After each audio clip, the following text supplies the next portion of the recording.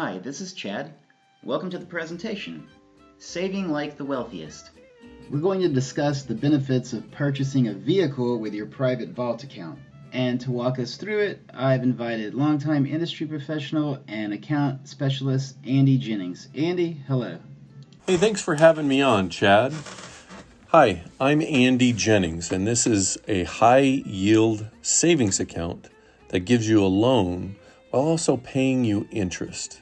I'm going to show you how to get a loan for a Tesla and earn interest on that loan at the same time. So stick with me, but this is about to get really interesting, and this works for any car, not just a Tesla.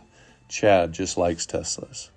Well, a private vault account really is just like a prepaid line of credit. You can write checks off of your account where you're the banker as well as the borrower. This is a colleague's account or a client account, and he made a card purchase. Now, he paid over $30,000 for a vehicle, and he pulled it out of his whole life account.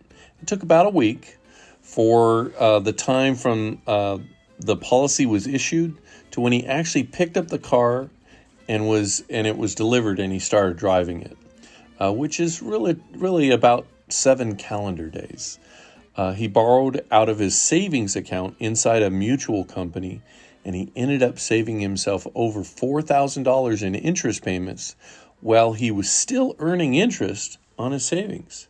He's paying himself instead of the bank and earning higher dividends, and that really is what's known as arbitrage. This is where it starts to get fun. We're going to borrow against the cash value of your account, but we're still going to earn interest on that account through the benefit of arbitrage. A common example of this is when a landlord is making maybe $1,000 mortgage payment and charging $1,500 rent to his tenants. The amount between the cost and the other is what we're interested in here. Now, buying a car with a bank loan is the same thing as investing in a depreciating asset, and you can't really afford it. The vehicle is, of course, not going to be worth as much in 5 years from now as it is right now, but the debt on it will be bigger. The interest on the amount that you have paid for the vehicle is actually $34,000 for this instead of the $30,000 purchase price. You could have been earning that extra interest inside your own savings account instead of paying it to the bank. And this is done through the power of arbitrage. Now, this is an example of a 44-year-old buying a $50,000 vehicle right now.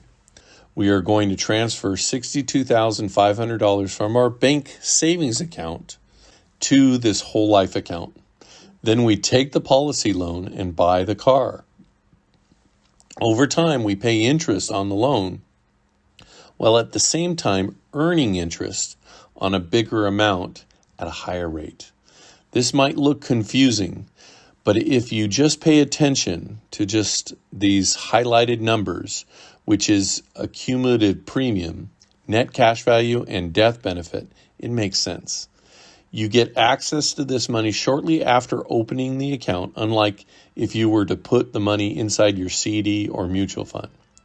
With this account, you can access around 90% of it right off the bat because you are a member of a mutual company. That is really the big benefit of leaving savings inside these over CDs where you can't touch it for a while. As time goes on, the account holder will have access to much more than they put in. But starting out, if he puts in $62,500, he will have access to around $50,000. So the account holder withdraws the $50,000 or the maximum cash value limit and purchase the vehicle. At that point, he will have a loan from his life policy that he has to pay interest on between 1% and 4%. At the same time, he's paying back that loan. The account with $62,500, it might be appreciating at around 6% rate of interest. With arbitrage, he might be earning a few percentage interest. Over the first 5 years, the policyholder puts in $137,502, And throughout those 5 years, he has access to up to $129,459, which is almost as much as he put in. If you were to close the savings account down, you would not get as much as if you put it in. But why would you close the savings account? Look at what happens in another 5 years to your savings. That is when it starts to get fun. By year 10, you have saved around $205,000, but your account has earned over $15,000, over 7.5% interest, or about 0.7% average for the first 10 years, which is still better than any bank savings account.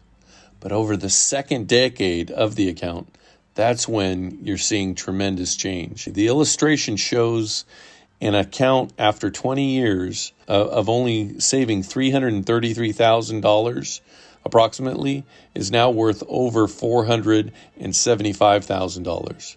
That is done through the power of compounding interest, and that's the beauty of arbitrage.